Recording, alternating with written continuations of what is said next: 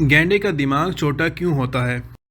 السلام علیکم، میرا نام ہے ارسلان اور آپ کو میرے چینل میں خوش آمدید۔ گینڈے کی 5 اقسام ہیں اور زیادہ تر یہ ایک دوسرے سے مختلف علاقوں میں رہتی ہیں۔ یہ گزشتہ 5 کروڑ برسوں سے کرہ ارض پر رہ رہے ہیں۔ گینڈوں کا شمار طاق انگشتہ میں ہوتا ہے۔ یہ میملز کا وہ خاندان ہے جس کی غذا نباتات ہوتے ہیں۔ معدہ نسبتاً سادہ ہوتا ہے اور کھر کے حصے طاق ہوتے ہیں، یعنی 1 یا پھر 3۔ دیگر طاق انگشتہ میں گھوڑے، زیبرے اور گدھے بھی شامل ہیں۔ ان میں عجیب الحرکت میمل تاپیر بھی شامل ہے۔ بڑا جسم، کھڑا ہونے اور چلنے کا مخصوص انداز اور تھوتنی پر 1 یا 2 سینگ گینڈوں کی پہچان ہے۔ گینڈے بڑے جسم کے ہوتے ہیں لیکن ان کا دماغ غیر معمولی چھوٹا ہوتا ہے۔ بڑے گینڈوں میں بھی دماغ کا وزن 1.5 پاؤنڈ سے زیادہ نہیں ہوتا۔ یہ اتنے بڑے ہاتھی کی نسبت 5 گنا چھوٹا ہوتا ہے۔ چھوٹا دماغ ان جانوروں میں عام ہے جن میں شکاری حملہ آوروں کا مقابلہ کرنے کی جسمانی استعداد ہوتی ہے۔ مثلاً ان کا جسم بکتر بند ہوتا ہے۔ گینڈوں کی 5 اقسام تاحال باقی ہیں۔ یہ سفید گینڈا، سیاہ گینڈا، انڈین گینڈا، جاوی گینڈا اور سماٹری گینڈا ہے۔ سب سے بڑی قسم سفید گینڈا ہے جس کی 2 ذیلی قسمیں ہیں، جنوبی سفید گینڈا اور شمالی سفید گینڈا۔ جنوبی سفید گینڈا افریقہ کے انتہائی جنوبی علاقوں میں رہتا ہے اور شمالی سفید گینڈا وسطی افریقہ میں۔ جنگل میں جنوبی سفید گینڈوں کی تعداد 20,000 کے لگ بھگ ہے۔ ان کے نروں کا وزن 2 ٹن ہوتا ہے۔ شمالی سفید گینڈا معدوم ہونے کے قریب ہے۔ یہ گینڈے اب چڑیا گھروں اور محفوظ قدرتی علاقوں میں رہتے ہیں۔ کوئی نہیں جانتا کہ اس گینڈے کو سفید گینڈا کیوں کہا جاتا ہے۔ شاید یہ ولنڈیزی لفظ ویجد کی ایک شکل ہے جس کی معنی چوڑے یا وائڈ کے ہیں، یا پھر اس کے سینگ کے رنگ کی بدولت یہ نام پکارا جاتا ہے جو گینڈوں کی دوسری اقسام کی نسبت ہلکا ہوتا ہے۔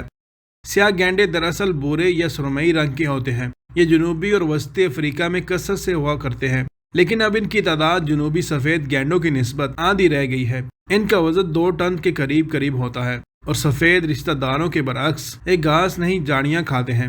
ان کی متعدد ذیلی اقسام بھی ہوا کرتی ہیں، لیکن اب international union of the conservation of nature کے مطابق صرف 3 رہ گئی ہیں۔ یہ تمام معدوم ہونے کے شدید خطرے سے دوچار ہے۔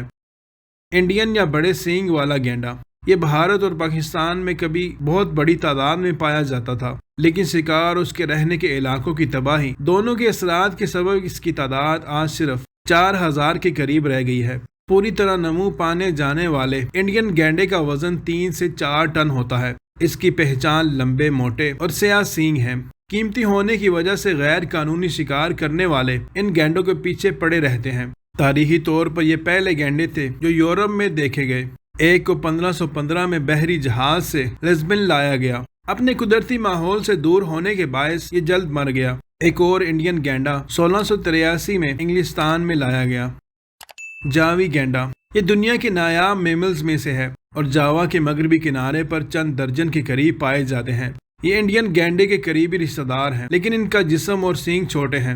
ان کا غیر قانونی شکار اتنا ہوا کہ معدوم ہونے کے نزدیک پہنچ گئے۔ یہ انڈونیشیا اور جنوبی مشرقی ایشیا میں کثرت سے پائے جاتے تھے۔ ان کی تعداد میں کمی کا ایک بڑا سبب ویتنام کی جنگ ہے، جس میں ہونے والی بمباری کی وجہ سے نباتات کے زہر آلود ہونے سے ان کے رہنے کے علاقے تباہ و برباد ہو گئے۔